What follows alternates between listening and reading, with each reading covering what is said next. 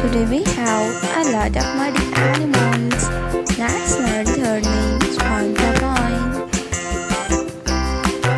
The first animal is a dog. This is a dog. The next point is